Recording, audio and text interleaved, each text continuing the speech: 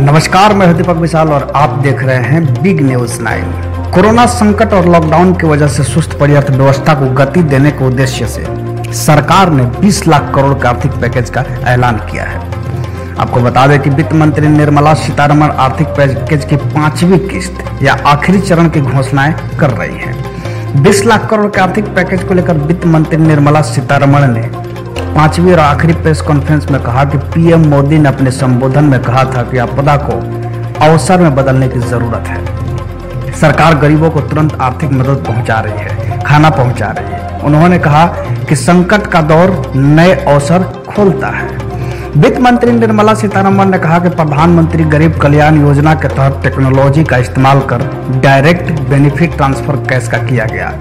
इसके तहत 8 करोड़ 19 लाख किसानों के खाते में 2-2 हजार रुपए दिए गए। इसके अलावा देश के 20 करोड़ जनधन खातों में डायरेक्ट बेनिफिट ट्रांसफर के लिए 500 रुपए भेजे गए हैं। इस तरह कुल 20 करोड़ जनधन खातों में 10,225 करोड़ रुपए डाले गए हैं। साथ ही उज्ज्वला योजना के तहत 6 करोड़ 81 लाख रसोई गैस धारकों को मुफ्त सिलेंडर दिया गया। वहीं 8.91 किसानों के खाते में 2-2 हजार रुपए भेजे गए हैं, जिसमें करीब 16,394 रुपए खर्च हुए हैं। वित्त मंत्री ने कहा कि मजदूरों को ट्रेनों से ले जाने का 85% खर्च केंद्र सरकार ने वहन किया है, 15% खर्च राज्य सरकारों ने किया। ट्रेनों में उन्हें खाना भी उपलब्ध कराया गया। कोविड-19 के बाद के दौर के लिए उन्हें हर तरह की मदद देनी है। कोरोना के बाद व्यापार को लेकर तनावग्रस्त स्थिति होगी, इसलिए हमने कई ऐलान किए हैं। वित्त मंत्री ने बताया कि 25 करोड़ लोगों को मुफ्त में गेहूं चावल दिए गए हैं।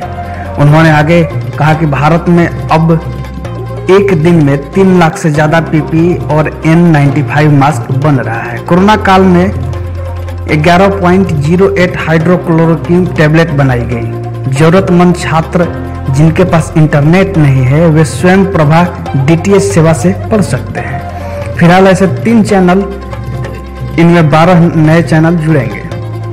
इससे पहले वित्त मंत्री निर्मला सीतारमण ने 20 लाख करोड़ रुपए के प्रोत्साहन आर्थिक पैकेज की 4थी किस्त शनिवार को घोषणा की। पैकेज की 4थी किस्त में कोयला, रक्षा, विनिर्माण, विमानन, अंतरिक्ष, बिजली वितरण आदि क्षेत्रों में नीतिगत सुधारों पर जोर दिया। आपको आर्थिक पैकेज की 4थी किस्त का मुख्य बातें मैं बता रहा हूं, जिसमें आपको पता चलेगी कि आर्थिक पैकेज जो दिया गया है उसकी 4थी किस्त में निर्मला सीतारमण ने किन किन क्षेत्रों को लाभ देने की बात कही है। तो आपको बता दें कि रक्षा विनिर्माण क्षेत्र में स्वतः मंजूरी मार्ग से प्रत्यक्ष विदेशी निवेश की सीमा 49 से बढ़कर 74% की जाएगी। ऐसे हथियारों और प्लेटफॉर्म की सूची जारी की जाएगी जिनका आयात प्रतिबंधित होगा, उन्हें भारत में ही खरीदा जा सकेगा।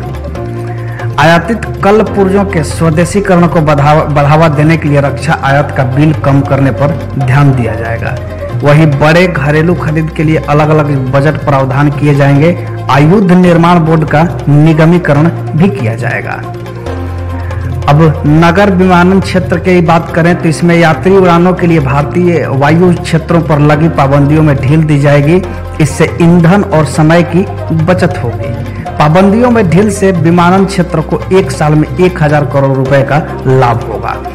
6 और हवाई अड्डों में निजी कंपनियों की भागीदारी के लिए नीलामी की जाएगी। अब 12 हवाई अड्डों में निजी कंपनियों से 13,000 करोड़ रुपए का अतिरिक्त निवेश भी मिलेगा।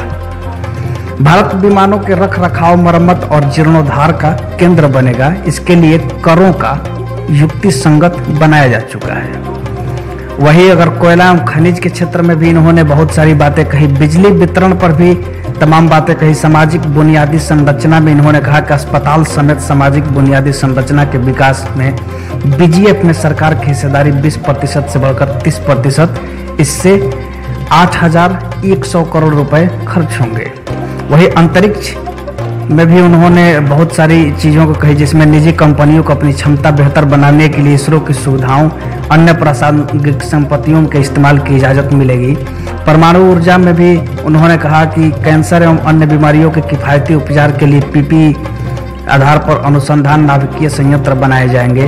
कृषि सुधारों को बढ़ाने तथा किसानों के मदद करने के लिए खाद्य संस्करण में विकिरण औद्योगिकी का इस्तेमाल करने वाले संयंत्र पीपीपी आधार पर बनाए जाएंगे।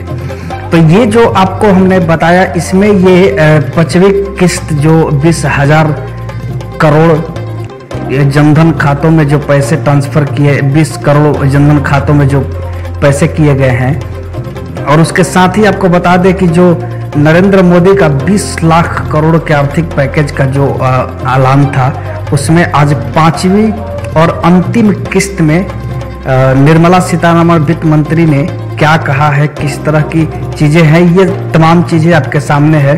तो आप बने रहिए बिग न्यूज 9 के साथ देश दुनिया के तमाम खबरों को देखने के लिए। और अगर आप अब तक हमारे YouTube चैनल को सब्सक्राइब नहीं किया है तो जल्दी से कर ले। फेसबुक पर भी आप हमें फॉलो करें और साथ ही साथ इंस्टाग्राम और ट्विटर पर भी जुड़ करके खबरें देखें। नमस्कार। Do direct benefit transfer of cash for the various categories. I just want to quote some of these numbers now before I begin today's issue, because of the size of what is shown in these figures. The number of people to whom directly to their accounts money could reach because technology, direct benefit transfer technology, was in time adopted and implemented with such missionary zeal over the last 4 years. Otherwise, this wouldn't have been possible at all.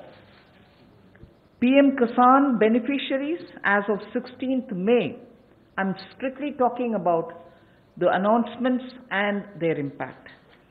One-time transfer of 2,000 crores, 2,000 rupees each has reached 8.19 crore farmers, and that amount is about 16,394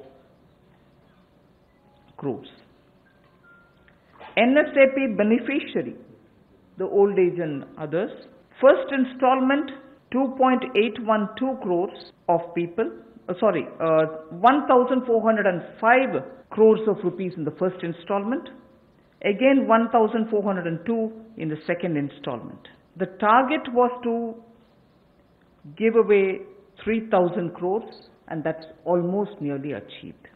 Jan Dhan account holding women under the PM Garib Kalyan were credited into 20 crore people's accounts, and that amounts to 10,025 crores of rupees. The building and construction workers received their financial support amounting to 3,950.35 crores, and their number, the building and construction workers number, is 2.20 crores. Imagine each one of these numbers and their implication in terms of size.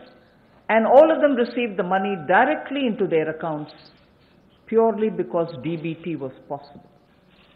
6.81 Ujjwala Yojana cylinders have reached the beneficiaries, and they were free cylinders because we had promised up to 3 cylinders in those 3 months. To over 12 lakhs of EPFO